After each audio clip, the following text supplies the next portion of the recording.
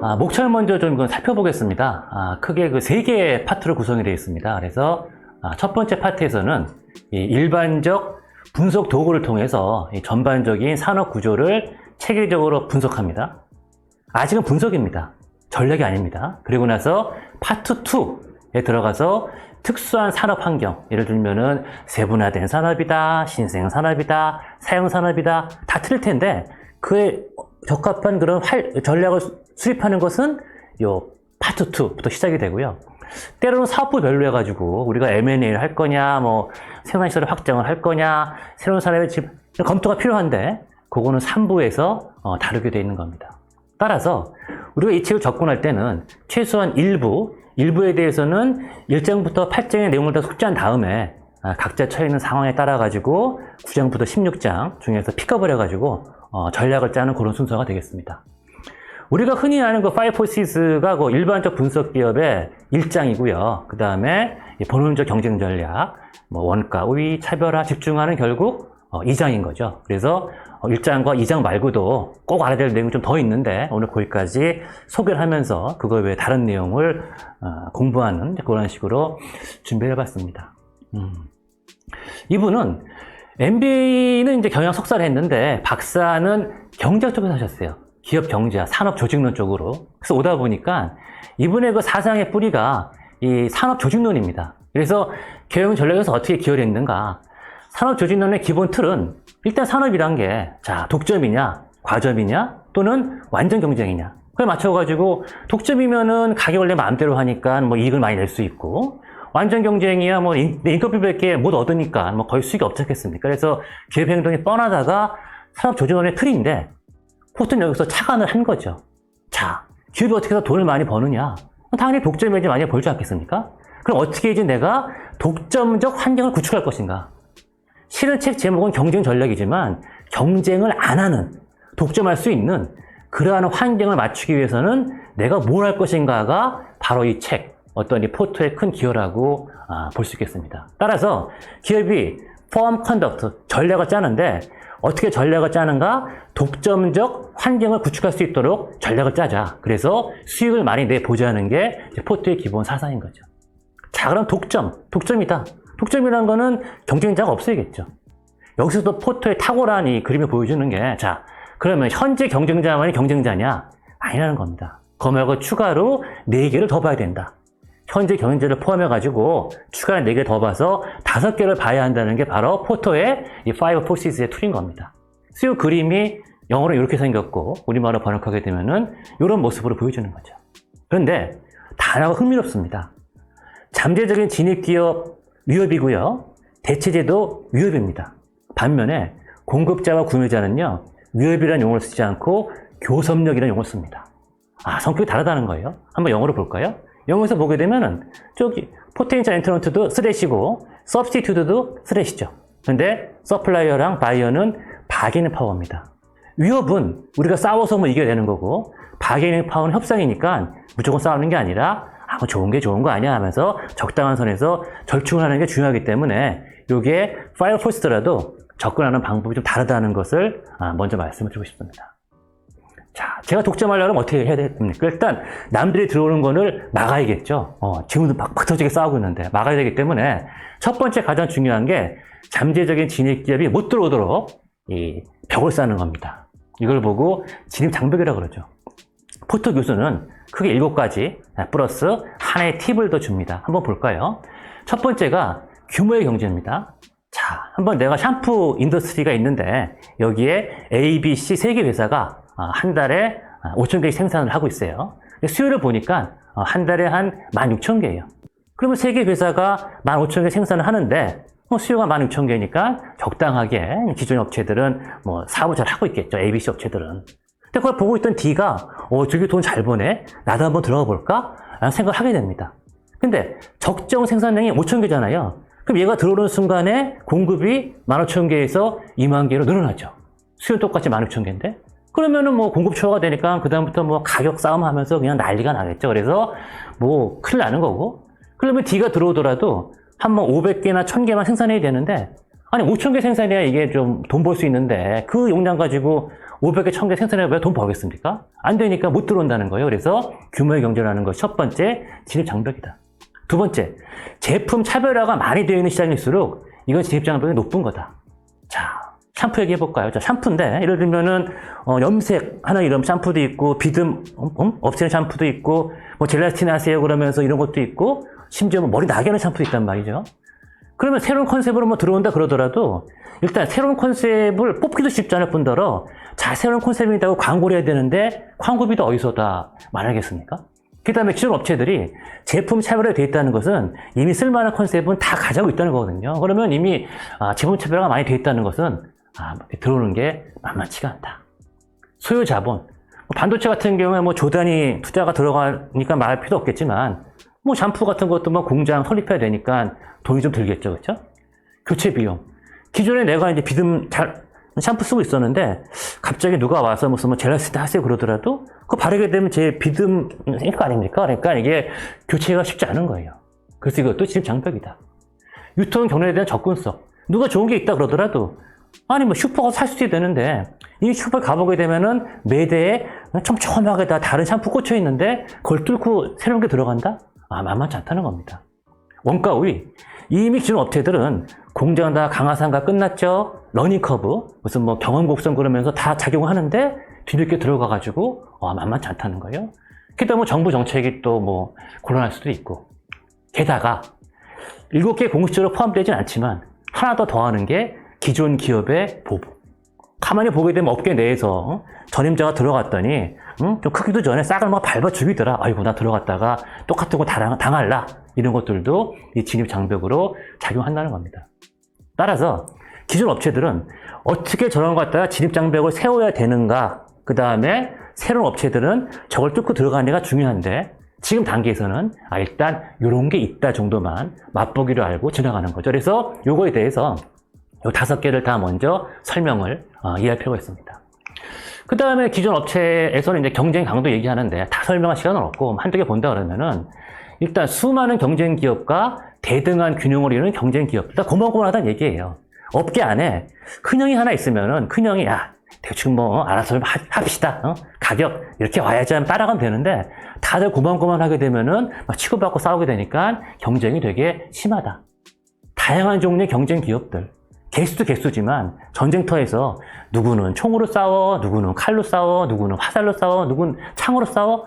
그럼 다 뭘로 싸워야 되는가? 정말 복잡하다는 거예요. 그래서 경쟁자가 쓰는 이 무기들 다양하게 되면은 정말 패턴을 읽을 수가 없다. 큰 전략적 이해관계. 어떤 업체는 전에 있는데 돈을 못 버는데도 난 지금까지 한 번도 돈을 잃어본 적이 없어. 난 내 명성을 위해서라도 난 나가지 않을 거야. 이러고 그냥 계속 앉아있게 되면은 정말 기존 업체들은 힘든 거죠. 이런 경쟁 강도도 우리가 어떻게 하게 되면은 낮출까? 그걸 봐야 된다고 보는 겁니다. 그래서 새로운 기업들이 들어오지 못하게 막는 게 진입장벽, 기존 기업들이 나가지 못하게 막는 게 철수장벽인데, 뭐 당연하죠. 진입장벽을 높게 세우고 철수장벽을 좀 낮춰줘야 새로운 애들 못 들어와 기존 좀 나가기 쉬워. 내가 나중에 독점하기 쉬운 환경으로 갈 수 있다는 내용을 먼저 한번 이렇게 마무리를 합니다. 대체제는요, 크게 2가지를 보라고 포터 교수는 얘기합니다. 그 대체제가 자사의 제품과 가격 및 효능 면에서 향상시키거나 하는데, 쉽게 얘기하면은 지난번에 우리 크리스텐센 시간에 공부했던 파괴적 혁신, 바로 그겁니다. 그런 제품들이 들어올까 말까 항상 염두에 둬야 되고, 또 하나 포인트가 그 대체제를 생산하는 산업이 높은 이윤을 얻고 있다. 어떤 기업이 대체제에 뛰어들었었는데 이 본체 기업이 돈을 잘 벌고 있는 거예요. 그럼 대체제에서 별로 못 벌더라도 금방 빠져나가지 않고 오래 버티고 있을 거다. 따라서 이런 기업을 조심해라라고 말을 합니다. 이런 게 이제 위협 포인트인 거고요. 교섭력 포인트에서는 이제 구매자, 공급자 얘기하는데 하나만 본다 그러게 되면은 구매자가 자세한 정보를 보유하고 있다. 옛날에 인터넷 없던 시절에는 그냥 했었는데, 지금은 다 뻔히 가격도 알고 오니까 소위 말하는 정보 비대칭성이 깨져버린 거죠. 그러니까 지금 구매자 파워가 세졌다 이런 것들 같은 관점에서 공급자에서 일단은 다 공부하기 전에 5개의 파이어포스에 대해서 기본이 뭔지를 먼저 한번 쭉 숙지를 시켜줍니다. 그리고 이제 파트 2로 2번째 챕터로 넘어가죠. 전략에는 크게 3가지 방향이 있다. 차별화, 총체적인 원가 우위, 또 하나 집중화. 차별화와 총체적인 원가 우위가 둘 중에 하나만 고른다가 기본적이긴 한데 가만히 책을 보게 되면은 이 차별화와 원가 우위가 양립할 수도 있다라고 또 포터 교수가 얘기를 합니다. 일반적으로 이제 한 방향으로 가야 되지만 사안에 따라서는 같이 갈 수 있다. 집중화 같은 경우에도 지역, 고객 이런 얘기를 합니다. 예를 들면은 두부 회사인데 두부 충청도 서산에서 두부를 만들고 있어요. 이런 회사들은 조그맣기 때문에 전국구로 못 옵니다. 그렇지만 충청도에 있는 슈퍼마켓 매대에는 올릴 수가 있죠. 그 지역만 집중을 해라. 또는 고객. IMF 때요. 제일기획이 매출액이 50억인 회사 미만을 다 컷했어요. 고객인데 난리가 났죠. 아니 어떻게 을이 갑을 갖다 자르냐. 근데 제일기획이 내용을 봤더니 그 광고 대행사의 속성이라는 게요. 광고 다운 다음에도 계속 무슨 와서 뭐 마케팅 어떻게 해야 돼, 뭐 조사해줘 그러면서 많이 요청을 합니다. 계산해 보니까 50억 미만의 회사들은 뭐 우리 애들이 돈만 쓰지 너무 피곤하다는 거예요. 그래가지고 50억은 넘어야 이게 돈이 되더라 해가지고 카트하니까 당신 난리가 났지만 제일기획이 매출은 살짝 떨어졌지만 이익은 올라갔고 바로 매출 회복되면서 이게 정말 좋은 거구나 갖다가 알게 된 거죠. 그래서 차별화, 원가의 집중화가 매우 중요하다는 것을 알게 되면서 궁극적으로는 결국 이제 차별화와 원가 우위 이게 두 개의 축이다로 이제 점점 포터 교수가 나중에 이야기를 정리해 가고 있습니다. 자, 잠깐 우리가 이익은 어디서 하나 본다 하게 되면은 스몰 P, 프라핏은 이익에서 이제 이익이라는 것은 매출에서 원가 빼는 건데 매출이라는 게 단가, 프라이스겠죠? 판매량, 볼륨입니다. 거기서 코스트, 원가 갖다 빼게 되면 이익이겠죠. 그러면은 결국은 단가를 높이거나 판매량을 늘리거나 아니 원가를 낮추게 되면은 이익을 올리는 거죠. 자, 단가 올리려면은 R&D 잘해야죠. 판매량 늘리려면은 마케팅 잘해야죠. 원가를 낮추려면은 생산에서 뭐 잘해야 되지 않겠습니까? 그래서요, R&D와 마케팅 쪽을 딱 가만히 지어보게 되면 여기서 우리가 차별화할 수 있는 포인트가 나오는 거고 생산 쪽에서 결국은 총체적인 원가가 나온다. 그래서 포터 교수의 두 가지 축이 결국은 이제 돈 버는 가장 핵심적인 내용을 얘기하고 있는 거고요. 요거 많이 보셨죠? 프로덕트 리더십, 커스터머 인티머시, 오퍼레이션 엑셀런스. 이게 결국은 아까 설명드린 P, V, C를 갖다가 멋진 영어로 만든 거다라고 이해하시면 되겠습니다. 어쨌든 그 포터 교수는 코스트 리더십으로 가던가 아니면 차별화로 가라. 중간에 스톡 인 더 미들이라는 용어를 쓰는데 어정쩡하게 있다가는 아무것도 안 된다. 그러니까 확실하게 원가로 갈지 아니면은 차별화로 갈지 방향을 명확히 잡아라고 성공을 합니다. 차별화에 대한 수많은 이론이 있는데 제가 좀 재밌게 본 것은 2010년에 그 하버드 문영미 교수가 디퍼런트라는 이론입니다. 세 가지 얘기를 하는데 한번 가볍게 한번 보도록 하죠. 첫 번째가 차별화하기 위해서는 이 거대한 흐름에 맞서라는 거예요. 인터넷 초창기에 야후의 화면 보이십니까? 야후의 이제 그 초기 화면이고 라이코스의 초기 화면입니다. 뭐 다 갖다 놨죠. 이거 날씨니 뭐 다 갖다 놨는데 구글은 깔끔하게 이렇게 했습니다. 이 당시 트렌드는 이것저것 다 집어넣는 거였었는데 거대한 흐름에 맞서는 이런 걸 했다는 거예요. 그렇지 않습니까? 트렌드라는 게 뭐 다들 따라하는 거고 따라하게 되면 차별화가 안 되는 거죠. 남들이 빨강이라고 그럴 때 우리는 파랑이라고 얘기해야지 차별하니까 결국은 이 거대한 흐름에 맞서야 된다. 두 번째 방법으로서 브레이크어웨이, 이 소비자의 심리를 변화시켜라. 살짝 비틀한 얘기인데 문영미 교수는 요 태양의 서커스 사례를 들고 있어요. 요건 우리가 다음 시간에 공부할 블루오션의 가장 베이직한 그 모델인데 이 태양의 서커스가 뭐냐? 실은 이 에크로벳 하는 사람들이 가서 이제 뭐 아트나 뮤지컬 하는 거다. 저 서커스 아니다. 그런데 이 아크로벳 하는 사람들이 뮤지컬 한다 그러는 게 뭔 말인지 이해가 안 가는 거예요. 근데 서커스인데 좀 특이해. 독특해 그러면은 사람들이 귀를 쫑긋하면서 뭐가 특이한데? 어떤 건데? 막 온다는 거예요. 그래가지고 기존에 아는 것 같다가 살짝 뒤틀면서 차별화가 가능하다. 세 번째가 소비자는 왕이 아니다. 내 제품 별로라고 생각하는 사람 다 필요 없다. 내 쫓아내고 내 거 만세. 이런 사람만 데려다가 이거 충분히 차별화가 가능하다 그러면서 이 BMW 미니의 예를 듭니다. 여러분 보통 차가 작잖아요. 그러면 어떻게 광고합니까? 우리 차는 비록 작지만요. 문을 열면은 그 안에는 뭐 많은 사람들이 쾌적하게 탈 수 있어요. 뭐 높아요. 뭐 짐 많이 실어요. 다들 뭐 그럼에도 불구하고 하면서 광고를 합니다. 근데 미니는 아니라는 거예요. 우리 작은데 작은 거 싫어하는 사람들 다 나가세요. 그러니까 사람들이 보면서 쟤네 대단한데 쿨한데 멋진데 하면서 남은 사람이 있다는 거예요. 85% 나가더라도 남은 사람 15% 우리 그것만 데리고 하겠다. 그래가지고 처음에 미국 들어올 때 입간판 보게 되면은 XXL, XL, L, M, S 그 다음에 미니 뭐 이렇게 하니까 그냥 뭐 열광하는 거죠. 그래서 미니 팬들이 생기면서 쫙 하는 이런 게 이제 차별화의 이 세 가지 방법이라고 보는 겁니다. 이런 내용들이 이제 우리가 흔히 아는 챕터 1, 2의 내용인 거죠. 챕터 3에서는 요거부터 우리가 진짜로 이제 이제 작업을 시작해야 되는 겁니다. 경쟁 기업 분석하는 방법을 설명을 합니다. 경쟁 기업은 현재 기업도 있고 앞으로 들어올 잠재 기업이 있죠. 그럼 누가 잠재 기업이냐? 그냥 네 가지인데 첫 번째는 자, 현재 이 시장이 없어요. 그렇지만 저 기업은 보니까 저비용으로 참여 가능해. 쟤는 들어올 수 있어. 쟤는 보니까 이 사람에 참여하면은 쟤는 분명히 상승 효과를 얻을 수 있겠는데 라고 생각하는 그런 회사들. 그 다음에 저 회사는 전략적 일관성으로 볼 때 당연히 참여하는 게 맞아.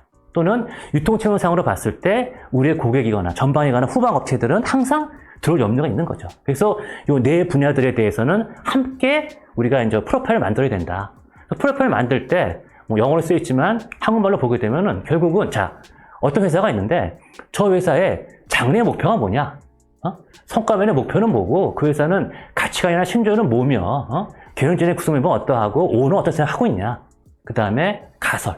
다 회사마다 가설이 있습니다. 이 제품이 잘 될 거야, 안 될 거야. 말할 수도 있지만 틀릴 수도 있지만 어쨌든 그 가설이 뭔지 생각해 보면서 이 두 가지가 저 회사의 미래 나갈 방향인 거고, 그다음에 저 회사의 경쟁자들의 현재 모습. 저 회사 현재 전략이 뭐지? 제품 라인 전략, R&D 전략, 제조 전략, 유통 전략 다 보고 저 회사의 능력, 자본은 어떻고, 인재는 어떻고, 생산 설비, 연구 개발, 요 요소, 요 네 가지 갖다 본 다음에 이 경쟁자의 리스판스 프로파일을 만들어내는 겁니다.